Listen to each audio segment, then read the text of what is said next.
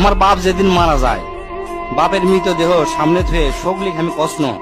আমার বাপ যার কাছ থেকে টাকা ধার লিছে বা যাই যাই টাকা পায়, শোকলি আমার কাছে জানাবেন, আমি শোকলি ঋণ শোধ করে দেবো।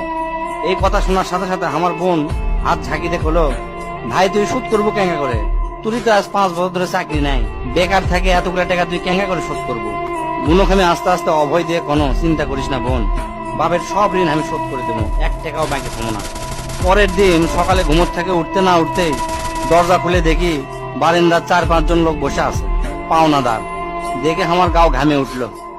অকেরে কি কমো, আমার মুখের ভাষা আসলো না। রাতটা ঠিক মতো পার হবার দেয়নি, আসে হাজির। সামনে যাতে একজন খাড়া হলো, খাড়া হয়ে আমাকে করছে, আমি অমুক ব্যাংকত থেকে আসছি, আপনার বাপ তার বেটা বেটির নামে 20 লাখ টাকা ব্যাংকত ছুঁয়ে গেছে, তাড়াতাড়ি ব্যাংকত আসেন।